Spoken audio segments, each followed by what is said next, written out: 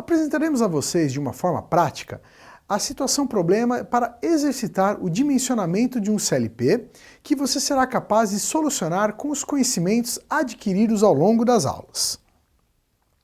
Vamos ver como que é essa situação? Bom, vamos imaginar a seguinte situação.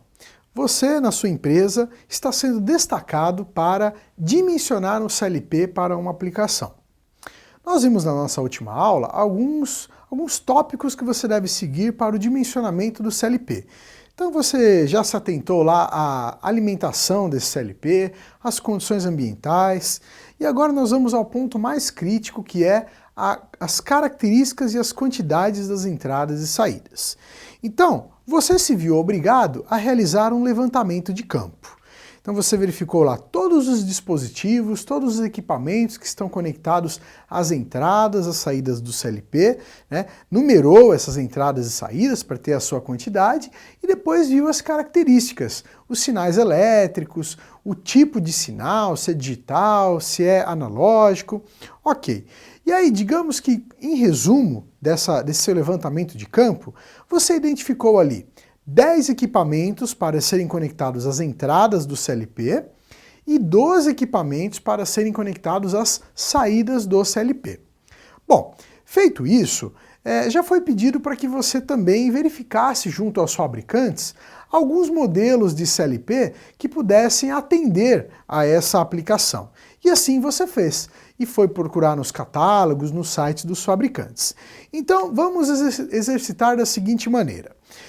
Nessa busca que você fez pelos fabricantes, foram apresentados esses modelos de CLP.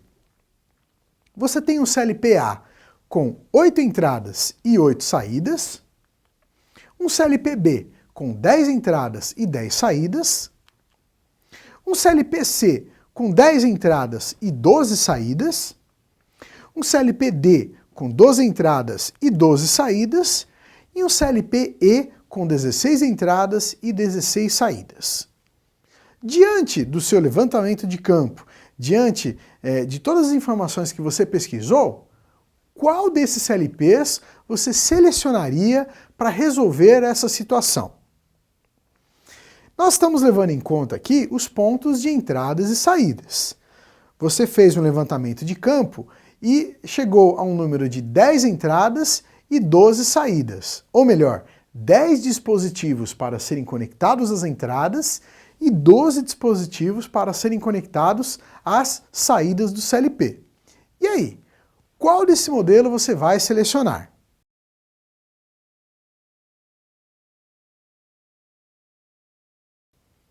Bom, qual seria o modelo correto para você selecionar?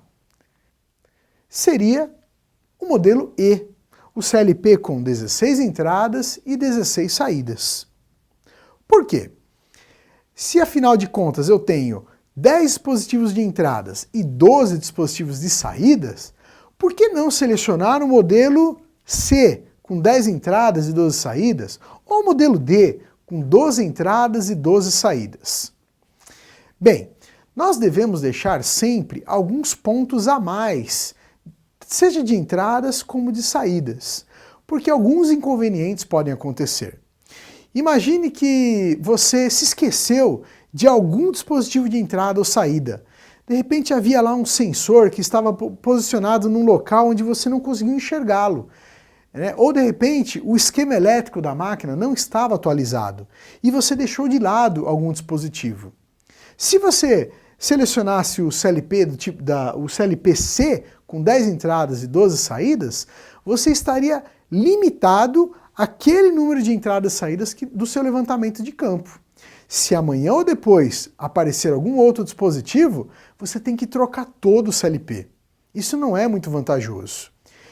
Pode acontecer ainda um outro problema. Podem queimar alguns pontos de entradas ou saídas. Uma descarga elétrica, um curto-circuito pode acontecer de queimar apenas um ponto de entrada do CLP. Se você estivesse com o número justo, você teria que substituir todo o CLP. Por isso, nesse momento, ao dimensionar um CLP, é altamente recomendável alguns pontos de entradas e saídas. Quantos pontos de entradas e saídas? Isso depende dos modelos que estão disponíveis pelo fabricante. Isso depende da quantidade de entradas e saídas do seu processo, do seu maquinário.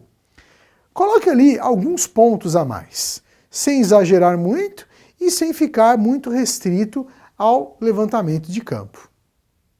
Além desta, novas situações e problemas serão apresentadas para que você fixe cada conteúdo. Siga o seu roteiro de estudos e acesse as suas aulas. Até a próxima!